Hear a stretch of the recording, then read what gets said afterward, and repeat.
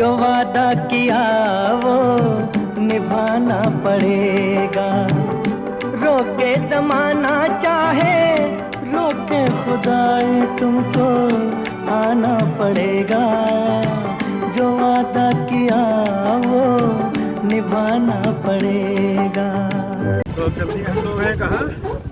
आगरा में ताजमहल की ओर। और गाड़ी पार्क कर दी है और ताजमहल की तरफ अब हम जा रहे हैं टेम्पो से टुक टुक।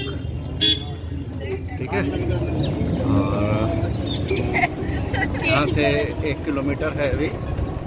आगे देखते हैं कैसे क्या टिकट होनी है और कैसे क्या जाना है। नमस्कार साथियों, आज आप हमारे साथ यात्रा करेंगे विश्व की सबसे खूबसूरत धरोहर और प्रेम की निशानी माने जाने वाले स्थान यानी कि आगरा के ताजमहल। तो साथियों, जैसा कि अभी ब्लॉग के स्टार्टिंग में जो आपने गाना सुना, जो वादा किया वो निभाना पड़ेगा, तो मैं आपसे जो वादा किया था कि कुछ नई जगहों पर लेके चलेंगे और ये साप्ताहिक रूप में छोटी बड़ी जगहों पर चलता रहेगा। तो आज हम इस वादे के तहत ताजमहल पर बात करेंगे और उसके साथ जुड़े भारतीय जो हिंदी सिनेमा है या विश्व सिनेमा में जो ताजमहल की गूंज है उस पर। तो हम लोग शुरू करते हैं कि ताजमहल पर कौन सी सुंदर फिल्में बनी। तो सबसे पहले 1963 में ताजमहल नाम से ही एक फिल्म बनी थी जिसके निर्देशक थे एम सादिक साहब। इसमें मुख्य कलाकार के रूप में प्रदीप कुमार और बीना राय ने किरदार निभाया था। और ये जो फिल्म है ये मुमताज महल और शाहजहां की जो प्रेम कहानी है उसको आधार बनाया गया था। और इसका प्रसिद्ध गाना था जो वादा किया वो निभाना पड़ेगा। इसका भव्य जो सेट था तो वो भारतीय सिनेमा के जो सेट डिजाइन है उसमें बड़ा क्लासिक रूप पे गिना जाता है। इसके बाद 2005 में एक बड़ी खूबसूरत सी फिल्म आई थी ताजमहल एक प्रेम कथा, जिसका निर्देशन किया था अकबर खान जी ने। मुख्य कलाकारों में जुल्फी सैयद, सोनहा जहां और कबीर बेदी जी थे। इस फिल्म में भी शाहजहां और मुमताज महल की जो थी प्रेम कहानी को नाटकीय रूप में दिखाया गया था और इसकी सिनेमेटोग्राफी और भव्य डिजाइन काफी चर्चित रही। 1960 में फिल्म आई थी मुगले आजम। मुगले आजम द लीजेंड फिल्म थी अपने समय की, जिसके निर्देशक थे के आसिफ। मुख्य कलाकार उस समय की जिसकी तूती बोलती थी पृथ्वीराज कपूर, मधुबाला और दिलीप कुमार साहब की। यह फिल्म अकबर और सलीम मतलब अनारकली की प्रेम कहानी है, यानी सीधे सीधे जो है वो ताजमहल पर केंद्रित नहीं है, लेकिन इस फिल्म में जो मुगल कालीन भव्यता दिखाई गई वो अद्भुत है। और उसमें ताजमहल का प्रयोग जो है प्रेम और विरह के रूप में किया गया है। तो इसमें भी जो शानदार गाना था प्यार किया तो डरना क्या, जब प्यार किया तो डरना क्या, इस फिल्म को खूबसूरत बना देता है और इसको ताजमहल की प्रेम कहानी से जोड़ता है। प्रेम और सौंदर्य के प्रतीक के रूप में भी बहुत सारी जो फिल्में हैं उसमें ताजमहल को दिखाया गया है। कभी तो ये शाश्वत प्रेम के रूप में दिखाया गया है। कई फिल्मों में जो प्रेमी जोड़े हैं वो ताजमहल के सामने रोमांस करते हुए दिखाए गए हैं, जैसे हमराज 1967 में, दिल ही दिल में 2000 और बेफिक्रे 2016 में। यहाँ ताजमहल के सामने जो प्रेमी जोड़े हैं उनका रोमांस दिखाया गया है। विरह और विडंबना के रूप में भी ताजमहल का प्रयोग जो है फिल्मों में किया गया है, जैसे रंग दे बसंती 2006 में ताजमहल के दृश्य को युवा जोश, क्रांति और भारत की संस्कृति से जोड़ा गया है। शाहरुख खान की फिल्म एक आई थी 1998 में दिल से, इसमें गाना था सतरंगी रे। इसमें भी जो ताजमहल है उसको विरह की भावना को दर्शाने के लिए उपयोग किया गया था। इसके अलावा भी जैसे जब भी मेट एक फिल्म आई थी 2007 में, इसमें भी जो शाहिद कपूर और करीना कपूर के जो संवाद है उसमें भी ताजमहल जो है वो जिक्राता है। ये जवानी है दीवानी 2013 में फिल्म आई थी रणबीर कपूर और दीपिका पादुकोण की। इसमें यात्रा में जो ताजमहल है उसको भारतीय पर्यटन स्थल के प्रतीक के रूप में इस फिल्म में दिखाया गया है। इसके अलावा जो बॉलीवुड में जो गाने हैं बड़े लाजवाब रहे हैं। जो वादा किया वो निभाना पड़ेगा, जैसा कि बताया था, इसमें पृष्ठभूमि में फिल्माया गया था इसको, ठीक है। इसके बाद में प्यार किया तो डरना क्या, मुगले आजम 1960 में, सतरंगी रे में भी इस गाने को फिल्माया गया। 1998 में एक सतरंगी रे गाने में इसको दिखाया गया था। ठीक है, एक आरजू फिल्म आई थी 1965 में, एक ताजमहल दिल में बसा लूंगा। इसमें भी जो प्रेम की अभिव्यक्ति के रूप में ताजमहल को पार्श्व से दिखाया गया था। ऐसे ही 1969 में यानी 69 में ताजमहल तेरा दीदार जो करता रहा, वारिस फिल्म थी, उसमें इसको दिखाया गया था। इसके अलावा जो बॉलीवुड है यानी हिंदी सिनेमा है, उसमें ताजमहल को लेके बड़े अच्छे अच्छे संवाद रहे हैं। जैसे कि दिलवाले फिल्म आई थी 2015 में, इसमें शाहरुख खान और काजोल के बीच एक संवाद आता है, ताजमहल भी किसी की मोहब्बत की निशानी है। ताजमहल भी किसी की मोहब्बत की निशानी है, मगर बनाने वाला उसकी मोहब्बत को हासिल नहीं कर पाया। प्यासा फिल्म आई थी 1957 में। गुरदत्त की इस फिल्म में भी ताजमहल को समाज की विडंबनाओं से जोड़कर दिखाया गया था।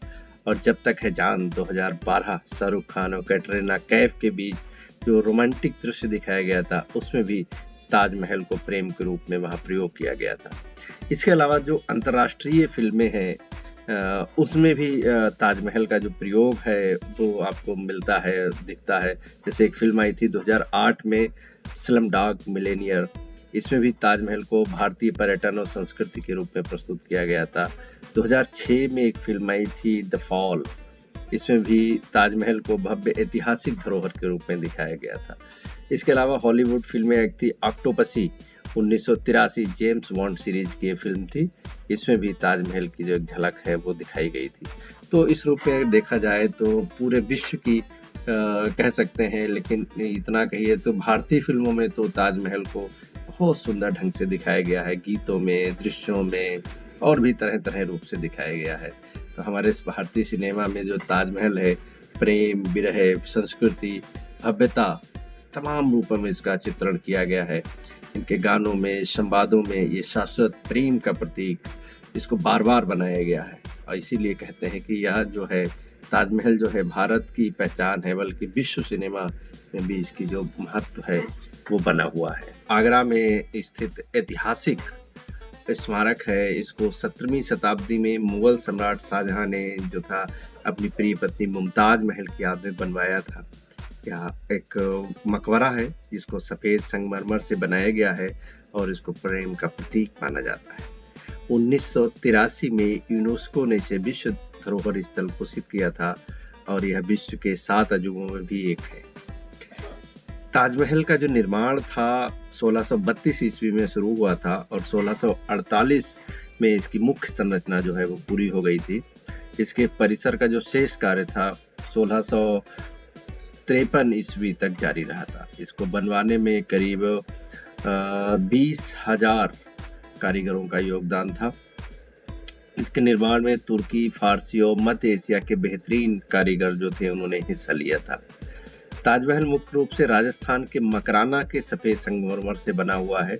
इसमें जो कीमती पत्थर का प्रयोग किया गया है वो तिब्बत, श्रीलंका, चीन और अफगानिस्तान से मंगवाए गए थे। इसके निर्माण में संगमरमर, जैस्पर, जेड, फिरोजा, नीलम, लालड़ी, गोमेद इस प्रकार के बहुमूल्य पत्थरों का भी प्रयोग किया गया है। ताजमहल जो है वो मुगल, फारसी, इस्लामिक और भारतीय वास्तुकला का संगम कहा जा सकता है, उत्कृष्ट संगम कहा जा सकता है। यह एक 4 बाग यानी चतुर्भुज उद्यान शैली में बना है, जिसमें एक सुंदर फव्वारों वाला जलाशय जो है वो भी शामिल है। इसकी मीनारें झुकी हुई बनाई गई हैं ताकि भूकंप आने पर वो मकबरे पे ना गिरे, यानी मकबरा बीच में है और ये पीछे साइड में झुकी हुई है। अगर कभी गिरने की स्थिति आती है तो ये पीछे साइड में गिरे, मकबरे पे ना गिरे। इसके गुंबद की जो ऊंचाई है वो 73 मीटर यानी 240 फीट है और यह आकर्षक शिल्प कला का एक उदाहरण है। इसका जो मुख्य मकबरा है जहां शाहजहां और मुमताज महल की कब्रें हैं, हालांकि वास्तविक कब्रें भूमिगत जो कक्ष है, अंडरग्राउंड है, उसमें स्थित है।